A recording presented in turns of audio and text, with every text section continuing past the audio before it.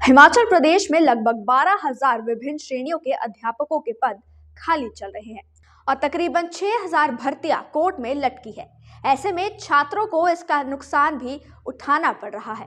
शिक्षा विभाग ने कोर्ट में लटकी भर्तियों को शीघ्र बहाल करने के लिए जवाब तैयार कर लिया है, जिसे आगामी कैबिनेट में मंजूरी के लिए रखा जाएगा। शिक्षा मंत्री रोहित ठाकुर ने शिमला में कहा है कि शिक्षा में गुणवत्ता लाना सरकार की प्राथमिकता है।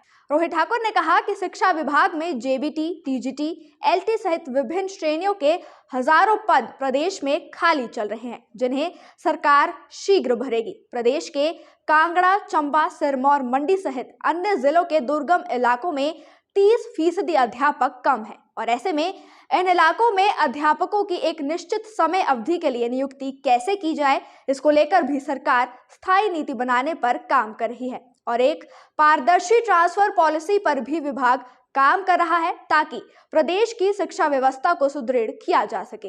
लगभग मैं पिछले कल ही मैं समझता हूँ अपने विभाग अध्यक्ष से आंकड़े ले रहा था, कुछ 6-6,500 के आसपास हमारी जो आपकी जो नियुक्तियां होनी थी वो कोर्ट में फंसी है। इसमें अधिकतर हमारी शिक्षा विभाग की नियुक्तियां हैं।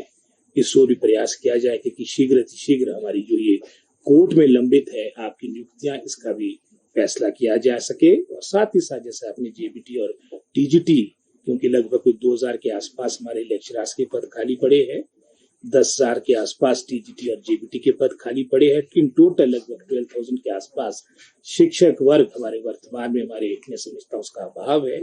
इन सब को कैसे मैं समझता हूँ समय रहते इन पदों को भरा जाए, इसके लिए प्रयास किया जाएगा। और हमारी जो कैबिनेट मीटिंग है अभी जो मैं समझता हूँ नेक्स्ट मंथ होनी है, उसमें भी मेरा प्रयास रहेगा कि जो हमारे केसेस यहाँ फाइनेंस डिपार्टमेंट में पहुंच चुके हैं उसकी स्वीकृति प्राप्त हो सके। पूरी कंसंट्रेशन है वो क्वालिटेटिव एजुकेशन के प्रति है, किस तरह से स्टाफ का रैशनलाइजेशन हो, भविष्य में हम एक ट्रांसफर पॉलिसी ला पाए, इसके लिए भी एक सहमति हो, इसमें भी प्रयास किया जाएगा। आप शास्त्री की बात करें, डीपीएस के अपने इशू है, एसएमसी के अपने इशू है, ये मैं समझता हूँ अलग अलग वर्गों के इशू है। लेकिन अभी हमारी जो पूरी कंसंट्रेशन है, जो हमारी शिक्षा विभाग की मुख्यतः जो समस्या सामने आ रही है, जिसके दुष्परिणाम भी आपको देखने को मिल रहे, इस ओर है।